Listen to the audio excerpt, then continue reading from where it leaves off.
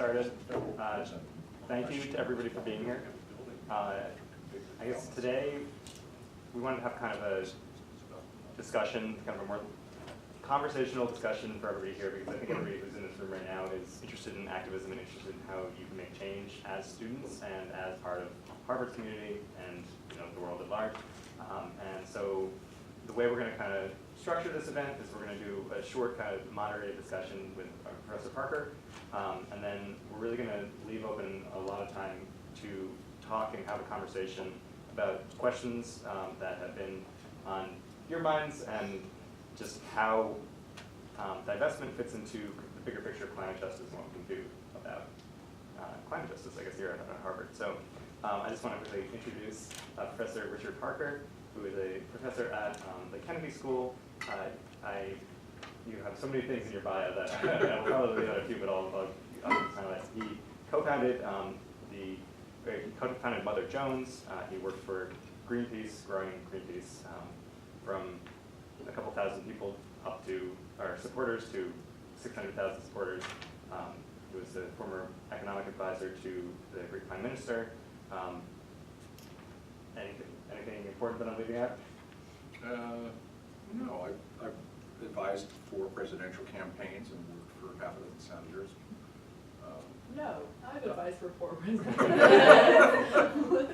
I was president of Americans for Democratic Action, which is one of the oldest liberal action groups in the country. I was an early member of SDS. I see a lot of you were talking to the Harlem 69 crew, all of whom I've known since they were your age. So, yeah, a few things. Cool. Yeah, so thank you for being there. Sure. And there. Yeah, so I guess we'll just kind of, sit down and discuss. I have some questions prepared for you. Sure. I'll sit over here. It's kind of weird setup in this room, but so to get the conversation rolling, just acknowledging kind of last year's IPCC report, which gave us 12 years to take unprecedented action to keep global warming below 1.5 degrees Celsius. There are many approaches to reducing greenhouse gas emissions on such an urgent timeline. So where do you see divestment fitting into the bigger picture? And is divestment an effective strategy to work towards climate justice? So I'm going to stand out because I hate to feel like we're in a panel game show. We're going to hit the buzzer and give the correct answer. Let me not do that. I can talk to you about some of the details of climate change and about fossil fuels. I don't think that's what's really important, because I think you can educate yourself into the details. I think all of us have been active in many movements of many kinds, and hopefully you're going to be active for many years after I am not. I'm 72 years old, and for the last year and a half I've been partially blind because I have retinal tears in both eyes. So a lot of my time has been taken up. I've had 9 surgeries in the last 18 months, and I've got more ahead. And so the gift of both age and that particular experience is that it's made me reflective. And what it's caused me to reflect on is how I've tried to live my life and how I've tried to encourage others to live their lives. And what I want to do is talk to you about what Harvard misteaches you and what I hope you can teach one another. And what the university too often misteaches you is to live in a state of perpetual insecurity because you might not be the Rhodes nominee next year, or you might not get that interview with Goldman Sachs, or the tech startup that your brother-in-law or friend is starting. You might not get in on the IPO. This is a set of anxieties that by and large was absent from my generation. But it's natural for your generation because in some sense yours is a generation that's had security stolen from it. And the degree of insecurity that you live with is reflected in the concerns that you raise about things like climate change, because it seems to me that it's the universal embodiment of a loss of coordinated human control over not only human life, but of the life of the planet. And we don't have evidence of what we can think of as life on any other body of stone circling in this galaxy or any others. And so there's something really quite striking about being a human being alive on this planet in an era that's come to be called the Anthropocene, because the effect of the ways in which we have mentally and physically organized this planet over the last 200 years is unprecedented and is at great risk of destroying the planet and life on it. And so when I worry about your generation, because I have two sons that are roughly your age, one mid-20s and the other still an undergraduate, I worry about the world that's being handed to them. And what I want to do is use my own experience to help give you confidence in several ways about this issue. Not in terms of the technical details, but because I have a secret for you.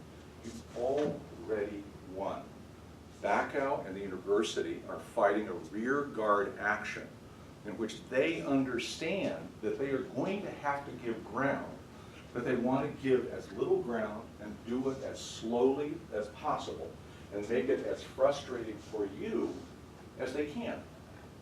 And the trick to working in these kinds of situations is a certain kind of patience and optimism and ultimately bemusement with people of power, because they live with greater anxieties and greater limits than any of you so far. You may be so attracted to power that someday you'll occupy the presidency of Harvard, and then you'll see what the cost of power really is for yourself.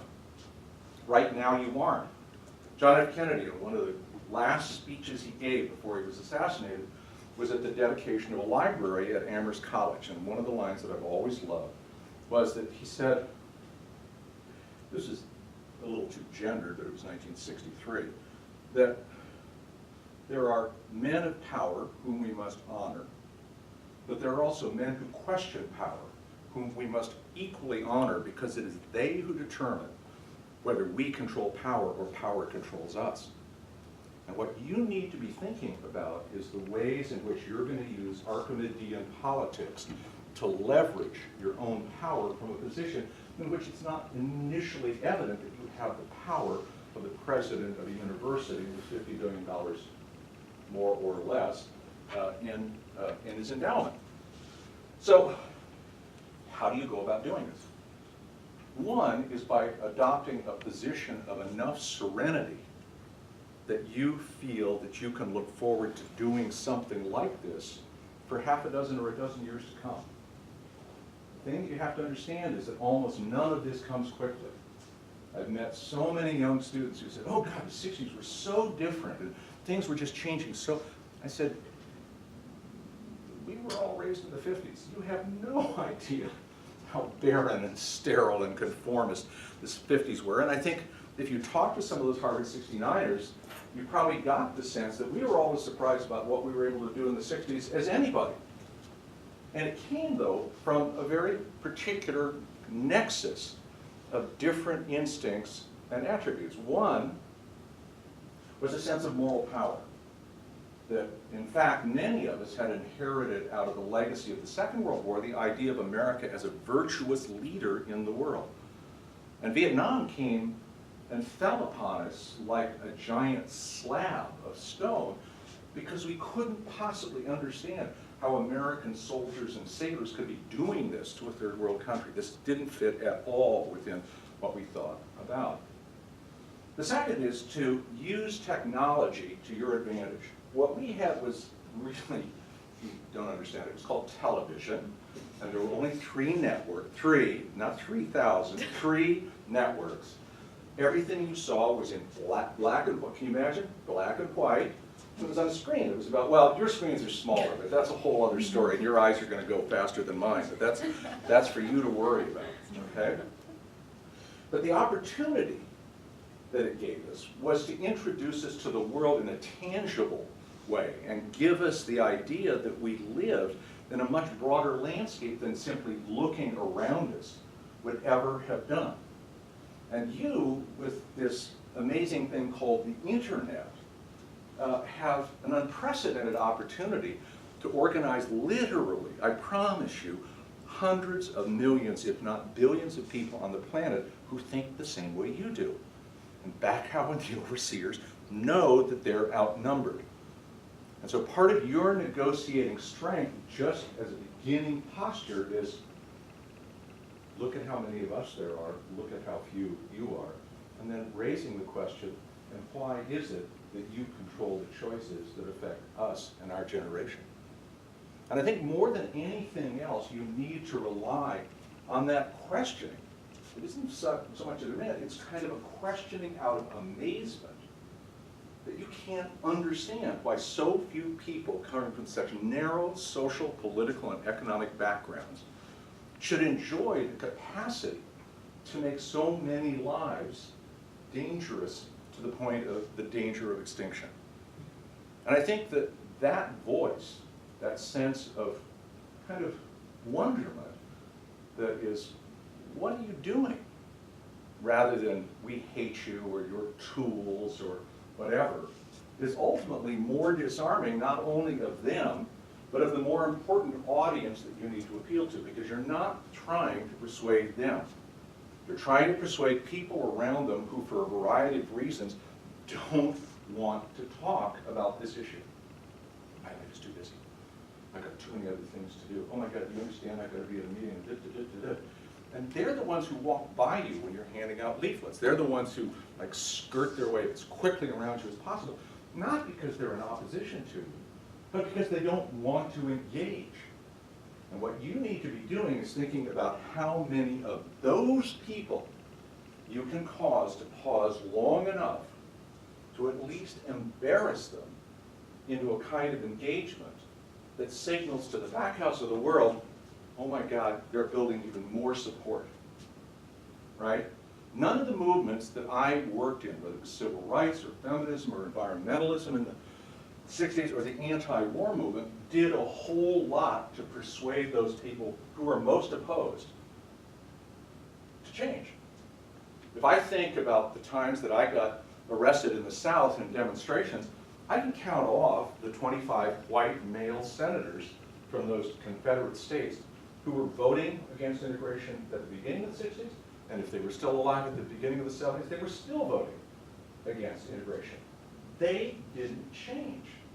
But what happened was that our actions, and the actions particularly of young African American men and women willing to be beaten, willing to be arrested, willing to be abused in a variety of ways, made the difference because that television thing portrayed their struggle in a way that was immediate. I had grown up in Southern California, and I can remember when I was 10 years old in the mid-1950s with my family on a summer vacation, and we stopped, I think it was in northern Texas or maybe Oklahoma, and I got out of the car and went around to the men's room at the back of the filling station, and I went running up to my mother in the car, and I dragged her out of the car, and I brought her around to the back of the filling station and said, I don't get it. There's no colored water coming out of the water fountain that says colored water. I honestly, as a young Southern Californian, thought, well, maybe it's a rainbow of colors that will come out of the colored water fountain, right? So what you have to remember is that television brought millions of people who were uncommitted, undecided, and ignorant into an arena because a few were willing to act with a kind of courage that is what will distinguish you as you go forward. So I'm going to stop now and try to answer more questions for you, but rather than have me talk about the technicalities of the climate change issue, I want you instead, if I can persuade you in a few minutes, to think about doing this as part of a joyous life's work, okay? But there's nothing, there's a lot that's frustrating.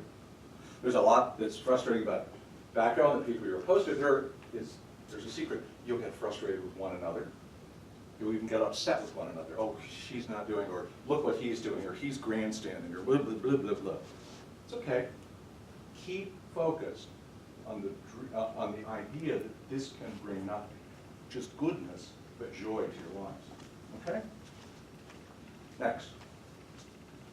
Great. Yeah, so I mean, I do also want to emphasize that, you know, I want this event to be very conversational. I have a few questions prepared, so anybody can jump in at any point. But I did want to ask you, in relation to what you were saying about students, you know, using their voice to question power. Sure. I think that in, you know, we had a public forum with President Bacow last week, and just, you know, in back and forth with the administration, they emphasized that this issue is a lot bigger than just the student stakeholders. No, it's always more complicated.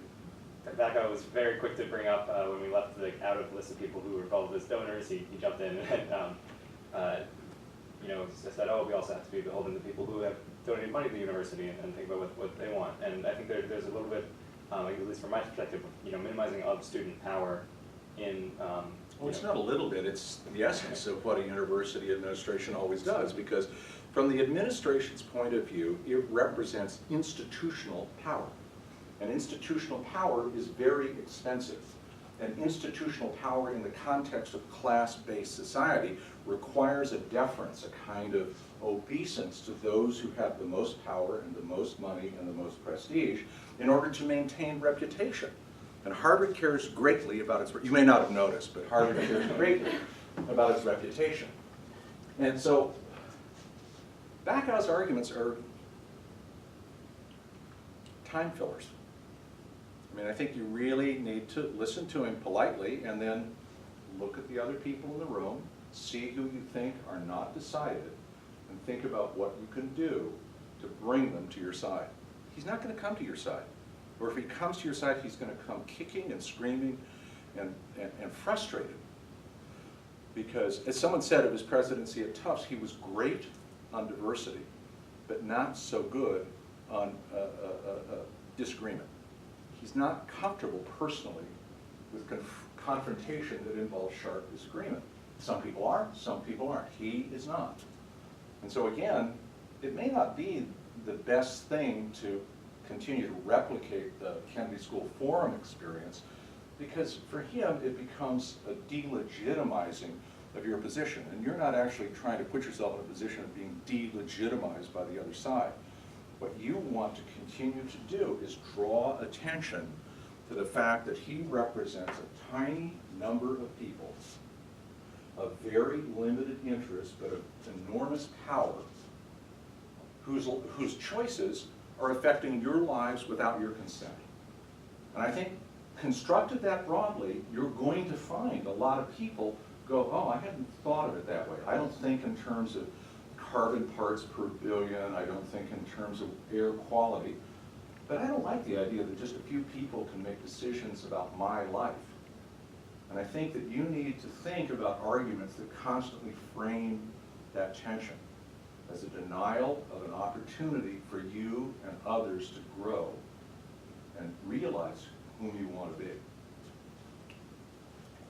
So how do student activists kind of fit into that picture? I guess you're kind of speaking to what rights students have, this kind of moral imperative maybe that the younger generation has to address climate change. So kind of in building those arguments, the university will say, we do care about your future. We want to, we don't want to divest because we don't think it's the right path to engaging with these companies, and we can make a. President Backer, what does it mean to engage these companies? We have a lot of systematic evidence that these companies are duplicitous in terms that would disqualify them from being members of the Harvard community. What is it that you mean to do to engage with them when one of the premises of the university community is that you speak truthfully to one another? How can we do that? Here is the evidence, right? You have the evidence, right? You have compelling evidence of the ways that they've manipulated climate science over the last 30 years. So the question really is, what do you mean by engagement? Do you as a university want to stand with 100 other university presidents and set out a list of concerns that you expect the top 20 oil or carbon producers in the world to meet? We'd be glad to sit down with you and talk about what those are and put a timeline on them, but we don't understand what this engagement means. You mean engaged to be married, engaged to, what is it that you mean by engagement? Because if you don't have a content to this idea of engagement, then we don't know what it is that you're asking us to believe about what you say that you care about. Is that? Yes. So how do we go about? Proving once again that students are cleverer than professors. How do we go about building this kind of argument, pushing the debate into this arena that you're kind of talking about? I think 3 ways. I think one is to do dress rehearsals among yourselves about the most persuasive ways that you can talk to other people who are not terribly interested in your issue. That's, I mean, I'm trying to emphasize something. It's the ones who aren't engaged who are the ones you really want to persuade, right? The second is that you need to think about ways to essentially provide sound bites to reporters of one kind or another that amplifies what your message is. Does it fit on a bumper sticker?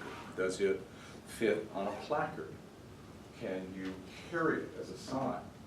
Because those short phrases are oftentimes far more powerful than longer, more deeply reasoned arguments, because they capture in essence what it is that we believe is emotionally true beyond that which is just intellectually or rationally true. Bacco doesn't really understand himself when he says, I respond to reason and not to emotion. He's not an automaton. He is a human being and he responds to emotion. I mean, one of the ways in which I know in the 1970s that feminism made progress was men had daughters and wives. And we engaged in discussion with them and learned from them more than we learned from the public protests. But they were the unpersuaded, oftentimes, at the beginning of, oh, I don't want to be seen as a feminist, I'm not angry, but they began to see the importance of the arguments that were being raised. And so again, what you want to do is look for those things that touch the emotions in a deep and moral way.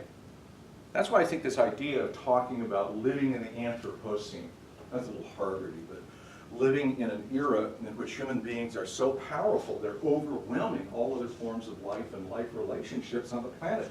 And that has to be dangerous. It has to be dangerous. And if it isn't through climate change, it's going to come through some other means.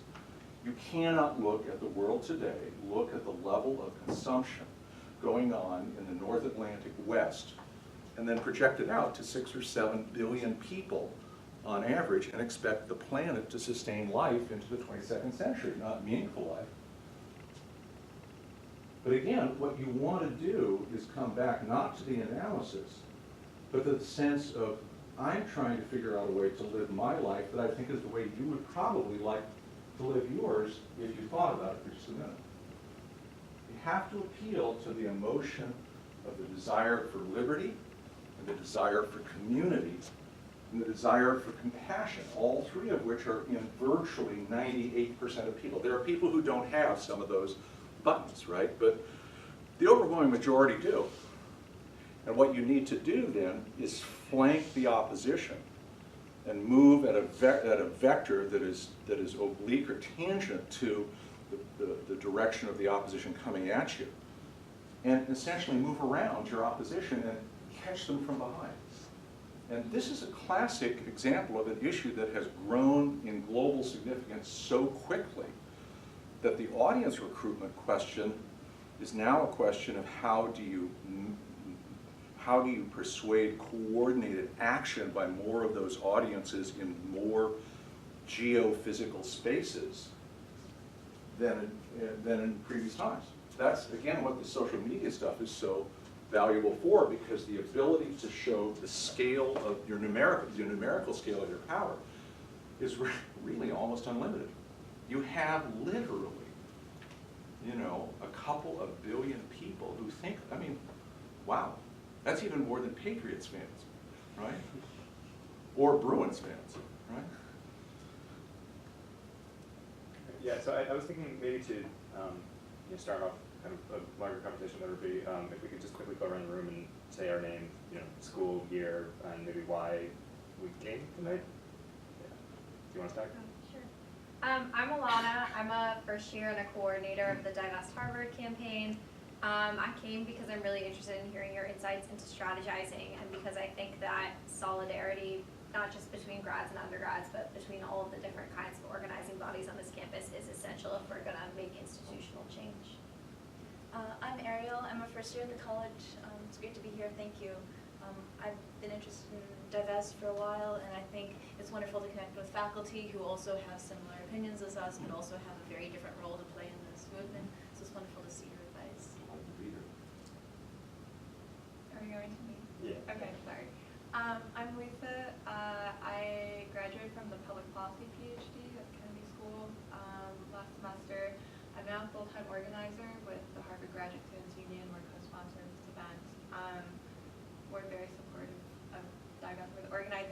very supportive of the different various divestment efforts on campus. So just here to learn. My name's James. I'm a reporter with Crimson. My name's Jillian. I'm from Brandeis University. I'm a senior, and I'm here from my Sociology of Environmental Movements class, and we basically had a project to go to an outside event related to climate justice in some way, so that's why we're here. You disqualify? I'm also from Brandeis. I'm Haley. I'm also part of the Brandeis Climate Justice group that we've been doing a lot of reinvest, divest projects. Trying to do that at Brandeis as well. So you're back up here. Hi, I'm a second-year PhD candidate at the School of Engineering and Applied Science, where I study methane emissions. And I graduated from Yale in 2016, where I was involved at Fossil Free Yale for 4 years, as basically every different role that you can imagine. Hi everyone, my name is Juan. I'm a Colombian lawyer. I actually work on energy transition in Colombia into renewables. So I feel really interested about this talk. Thank you so much. Sure. My name is Blaise. I'm a second year PhD student at the medical school, here with the Action Coalition GSAS group. I'm interested in seeing how at different time points in different contexts, what kind of methods and what kind of big ideas works to carry a message. I'm Cody McCoy, also a grad student in biology with GSAS Action Coalition, and really excited to get your thoughts on strategy and general framing. All right. So, thank you. I hope some of this is helpful. So Absolutely, it really has been. Yeah. My name's Amos. I'm a third-year PhD student in applied physics and also part of GSAS Action Coalition. And I would just echo what Cody has said. I'm Emily. I'm a junior at the college, and I came because I don't really even know that much about divest targets, so here to learn. I'm Claire. a little louder. I'm sorry, I'm 72. Claire. You got to give me a little. I'm Claire. Yeah. First year at the college. I'm involved with Divest Harvard also, and just really excited and happy to be building coalitions with the rest of the university. It feels really good to be reaching outside of our little college bubble and to be making connections from all around and from outside the university also. So, correct. I'm Ariel. I'm also a Divest Harvard coordinator. I'm a sophomore. I definitely echo what a lot of people have already said, and also to hear your perspective on, history and how you were involved. Sure. In past methods of social change. The first divest movement that I got involved with was as a leader in New England of a group called the Frelimo Support Group. You probably don't even know what that is, but a long time ago, Mozambique and Angola were Portuguese colonies that still had not been freed from Portugal's colonization by Portugal. And so we became a support group for those two Portuguese colonies, collaterally with all the work that was going on around South Africa. And so we have a whole Southern Africa community working on the issue of divestment. And every one of the arguments that you're encountering now about why we can't do it, or why it just won't work now, or why it's a good idea in principle, and it supports your general goals, but this isn't the way to go about it, was used on us in the early 1970s when it was a question of divesting from companies that would not leave Southern Africa. And I can't say that in any way that our work or the South Africa divestment work, the Sullivan principles or any of those, were the determinant of what led to South Africa's freedom. What I know is that it created communities of support for one another that together found sufficient numbers of people who had not been persuaded or knowledgeable about the issue to switch to a position of support that outflanked Citibank, outflanked Wells Fargo, outflanked the US Treasury, outflanked the Nixon administration and the Reagan administration over a period of time. But it took us 25 years. So you've got, what, 3-4 more years to go? What is it? But it was also a lot of fun. And a lot of really wonderful people came through and learned really wonderful lessons. Margie Marshall, do any of you know who Margaret Marshall is? She was the former Harvard General Counsel who then went on to become the first female Chief Justice of the Massachusetts Supreme Court, who wrote the decision legalizing gay marriage in the state of Massachusetts. She started out as an organizer working on South Africa concerns.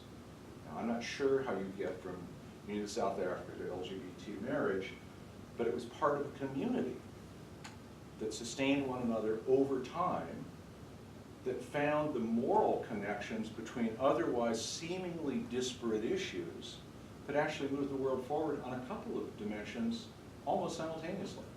And I think part of what I can tell you is that sometimes the best organizing consequences are the result of kinds of serendipity that you yourself would not have expected to work in combination with one another. And that again, the idea of staying open and joyous about the work you're doing rather than being burdened with the frustration of what you haven't accomplished or the stubbornness of your resistance is the key to winning. Because really, as I've said several times, you outnumber them. You outnumber them by quantum levels. What you have to understand is that they're trapped in a set of institutional relations deeply tied to class and power structures that are not going to disappear just because you're campaigning, or even if you win on this issue, it will reformulate itself as a new form of class power. But there are gains that can be made nonetheless. It's never a question of class power remaining unaltered. The question is, how can you alter it, and what are the long-term victories that you can sustain? Women's rights, people of color, LGBT community, these were not communities that were well represented at the pinnacles of power when I was a college student. Like I say to my students, you don't understand sometimes the world I come from. I'm a living fossil in your midst right here. I'm a trilobite in academic terms, right? I went to college and graduate school for 8 years. I only had white male professors. I only went to school, college and graduate school, with males, 90% of whom or more were white European by origin. I walk into the Kennedy School classrooms that I teach, and it's like, for me, walking into the UN General Assembly, I'm going like, where did these people all come from, right? Because this diversity was not part of that experience. But I love the experience, and I love the diversity, and I love the challenge of teaching to a diverse student audience. And I keep telling myself that 50 years ago, Richard, this was unimaginable. Oh, well, no, women should go to Smith and Holyoke. They should. You know, if they sit in classrooms with boys, the boys will get distracted, you know, because they'll hit on the girls, and then they won't. It's just like, right? Or you can't have gay teachers because they'll molest the. And it's like all of these arguments that have been built up as superstructures to deny equality to the majority of other human beings have finally given way. Now, there are new forms of discrimination that have reorganized themselves into new forms of power. But on balance, this is a far more just world in terms of those categories than the one I was living in when I was your age. And that's what I want to keep emphasizing to you, is that you are part of a long flowing human history in which I do believe that what some have called a naive view about progress is in fact a true view.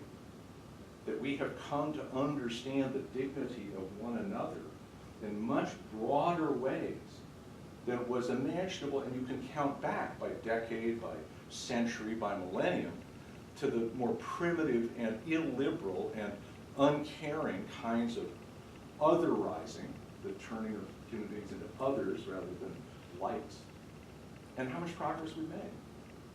So even though I worry greatly for my sons and for your generation about the ways in which this anthropocentric world is unfolding, I think simultaneously you have got tools and states of consciousness that can work in your favor if you will grab hold of them and sustain confidence in your ability to win. Because as I say, back out and the corporation have lost already. They're fighting a holding action. Don't worry about losing. The question is the pace at which you will win and the scale on which each of the victories will come. Okay? Yeah. Would you say that there might be a qualitative difference between sort of issues of climate now and a lot of the social issues that you talked about before, in which case, where in a social issue, you know, it has to do with this sort of social construction and can change very rapidly, and the longer you go waiting for it to change, it doesn't necessarily get harder to fix. Whereas with climate, you know, there are physics and industrial processes that need to be changed if we're going to, you know, live in a sustainable world, and the longer that goes unchanged, the harder and harder everything gets, regardless of you know, what people. I think that's a great question, and I think it's the right question for someone in the natural sciences to be asking as to whether, no, seriously, and I'm saying that complimentary. I'm not at all derogating you for asking the question, but I start from a social science perspective, not from a natural science perspective. So I look at the carbon economy as a social construction that has material expression, right? And that, like social institutions such as slavery, it has social solutions, not material solutions in and of itself. The mistake, I think, of much of modern technophilia is that, oh, we make a mess, we'll just create a new app, and the new app will fix the mistake, right? Rather than recognizing that this is not a question of technologies fixing technologies in any simple way, but rather the reorganization of social and political and economic power in ways that distribute those forces in quite much more democratic ways. My closest friend in high school is now the chairman of the Energy Commission in California. He's been that under Brown and is now that under the new governor. And as you know, they're pushing toward a 20% renewables level in the next, 5 years. Well, they're probably not going to make that level. They're well ahead of virtually every other state in the union, and it isn't because they have found technological fixes as such. They've applied technologies in response to new social understandings of the distribution of power. Right? So I think that your point is something very important, and it is clearly the case that moving from fossil fuels is not going to happen quickly. But I also like to tell myself, you know, we fought a civil war in the 1860s, and technically at the end of that period, African Americans were free citizens. But any of us growing up in the 1960s would have gone, well, that doesn't seem right from what I'm seeing. That the levels and the complexities of racial segregation have persisted for a century. We're not out of that world at all, but the legal forms of segregation that replaced legal forms of slavery we have largely put behind us. But it took a century, right? My colleague Tim McCarthy serves on the board of a national group called Free the Slaves, and constantly reminds people that on a global basis there are more people living in slavery today than in any prior period in human history. So that I don't want to in any way push back in a way that you misunderstand. What I want to do, though, is lay claim to the idea that there's a competing perspective, that seeing these issues primarily as both created by and solvable by social relations and the reconstruction of social relations and the reconstruction of power is something that has to stay in the forefront of our imaginations. Otherwise, we turn over a lot of our power to Silicon Valley and expect Mark Zuckerberg and the VCs to solve our problems, and I don't think that's going to, I don't know, maybe Uber will solve all our transportation. I guess what I'm asking, I think, is, you know, if you wait 50 years to solve slavery, you do eventually make progress. Mm-hmm. If we wait 50 years to change our social system around carbon, we've already lost. There is a qualifier, which is that if you can't change it faster, you change it as fast as you can. And what you try to do is accelerate that process without adopting what is essentially a despairing Armageddon view, which is we'll never get there in time. I come from my father was an Episcopal clergyman, and as he said to me once, you know, the book of Revelation is something we just don't read in the Episcopal Church. It's sort of like Christianity on acid. It's sort of like And it's where all this nonsense about the apocalypse lies and, you know, how the earth is going to end and the final judgment. I just am not temperamentally inclined to think that, in fact, that Armageddon is so near at hand. You've got to remember, I grew up in the 50s and 60s when the explanation for that coming Armageddon was what? Atomic weapons. And I've gone through that practice of climbing. I grew up in Southern California, about 5 miles away from the plants that produced about half of the missiles and a third of the bombers that were being produced in the United States. And we were being told as high school students, well, when the alarm goes off, just crawl onto your desks and you'll be fine, right? So we had a fairly acute sense of what Armageddon might be like should that arrive, because we were ground zero. So I don't know, I mean, and maybe it's an illusion on my part, and maybe I have kidded myself, but I think we can work our way out of it. It doesn't mean that there won't be loss of human life, loss of habitat, or massive crisis, but I think we still have running room. And good scientist that you are, you go, well, give me the probabilities, and we could talk. Discounted present value is a really fun thing for me too. Yeah. Kind of going off that, at Brandeis Divest debates, we talk about how the oil reserves are going to run out eventually, and most likely in the next like 50 years. Sure. So what do people at Harvard that are opposed to divestment have to say about that?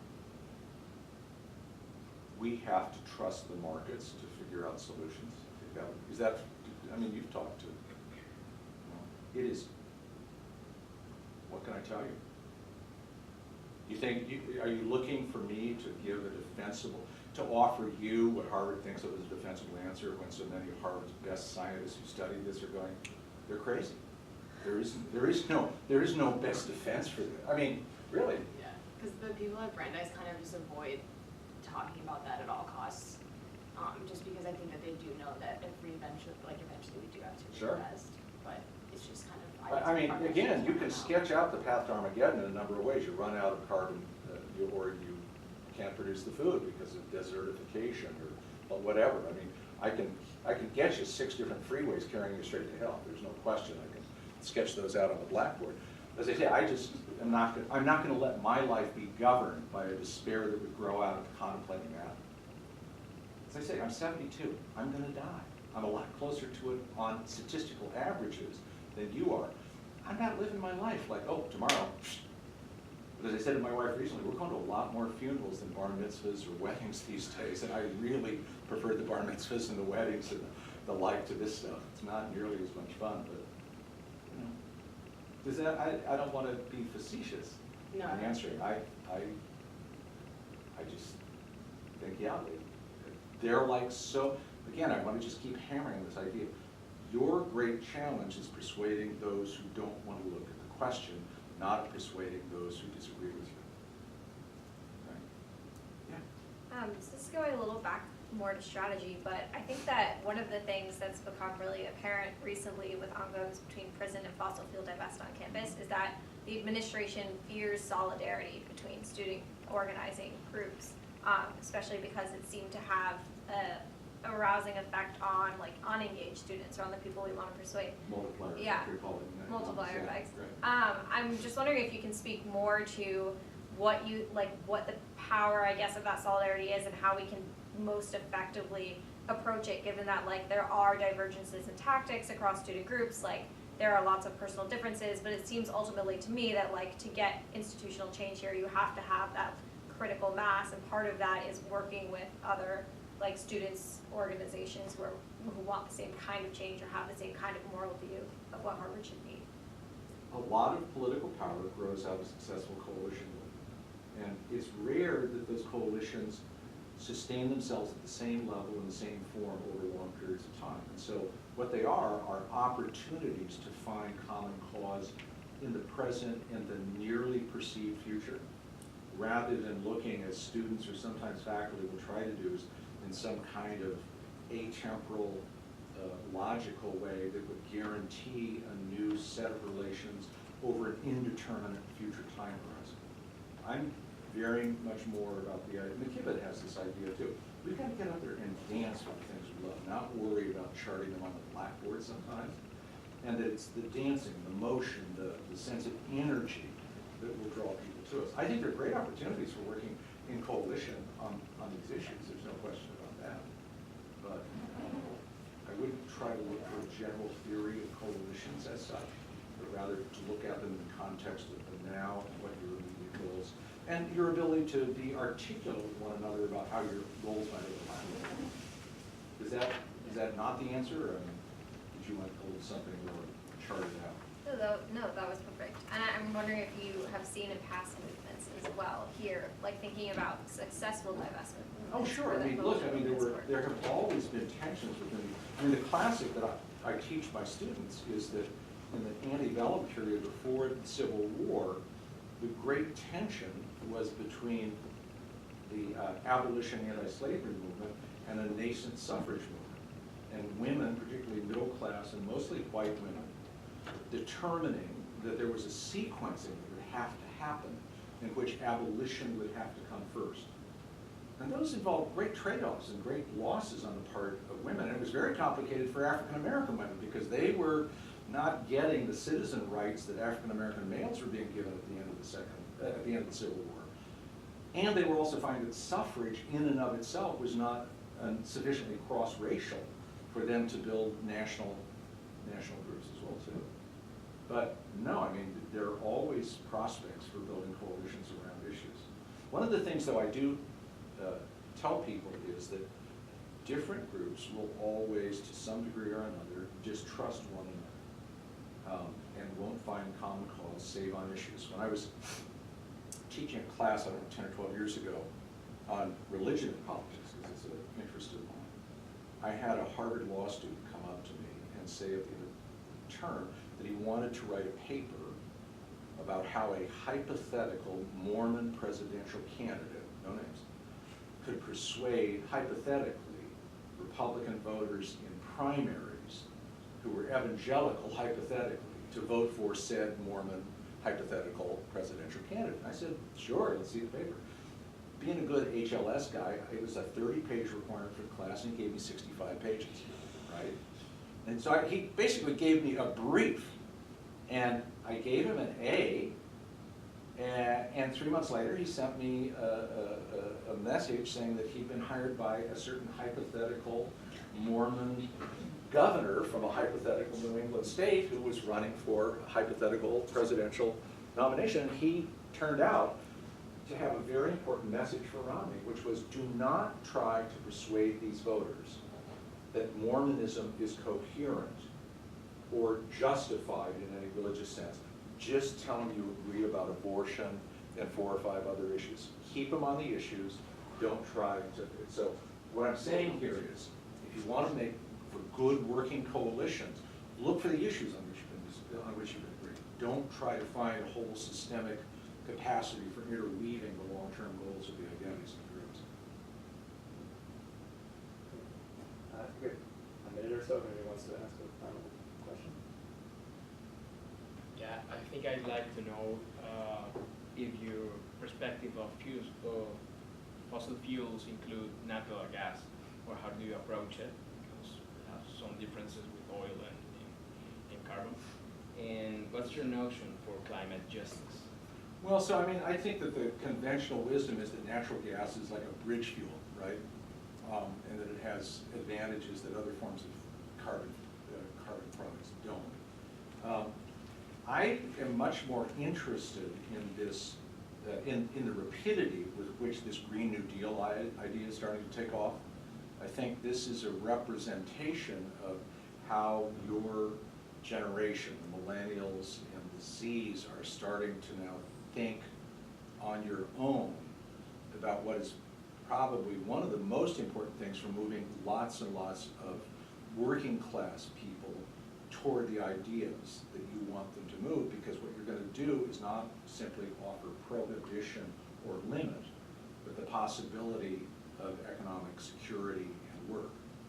And in a century in which the scarcity of rewarding work will grow more and more to be its own problem, I think that the ability that it can be, the ability of a narrative like the Green New Deal carried to a global scale is probably the most promising way to look at this whole idea of bridge fuels, so that you're pressing the question of can we stabilize with a high level of natural gas consumption and substitute, straight petroleum with natural gas, and instead look at creating literally the political climate for a globalized New Deal, right, a globalized Green New Deal. Because if there's, from an economic point of view, I mean, I look back at the economic history of the last 5 centuries, and what I see is new forms of energy replacing eras of older forms of energy on a continuous basis. And so I think what you want to be doing is thinking about how to capitalize and how to implement that next post-carbon economy system. And what you need to do is be thinking about it in ways that are much more Keynesian and much less Harvard economics, meaning the state has a role to play here and the state has a leadership role to play here as long as the state is a democratic one. Is that answering any of your concerns, or is yours a more technical question about what can we substitute for transportation fuels other than natural gas? I'm not a hydrogen guy, I don't have a... It's a fair wood. enough answer. I always liked the Stanley steamer at the beginning of the 20th century, running on wood and boiling water. I thought that was always a promising kind of thing. But, yeah. The other thing was the notion of climate justice. Mm-hmm.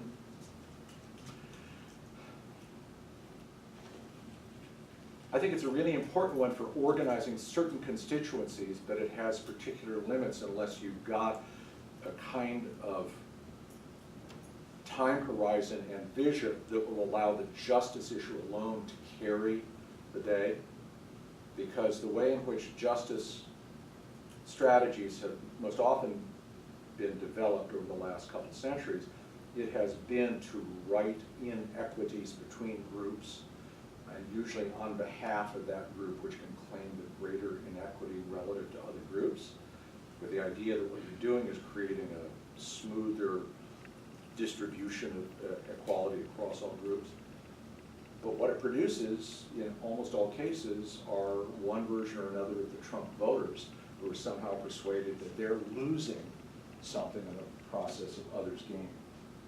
And so I politically look for things like a narrative about the Green New Deal that says it's not that you're going to lose your job, it's that we're going to construct an economy in which there are new jobs that will provide you with all sorts of other benefits and will have green impact at great moment. Is that getting at some of yours? I mean, I think that as a tactic, as a medium-term strategy, it's a really important one, oftentimes for mobilizing those who've been excluded from the political power process, but that it has its limits, which we're in the midst of right now because of the blowback that we've gotten from these Trump voters. And the vehemence with which, I mean, have you looked at sort of what Trump voters think about racial justice and injustice in the United States recently? I mean, 84% of Republicans think that minorities have been treated too well in the last 30 years. Yeah, it's the case for affirmative action. Yeah. And again, you've got to be very careful about the justice issue. It's a tremendous one for organizing communities that have been excluded from a sense of shared justice.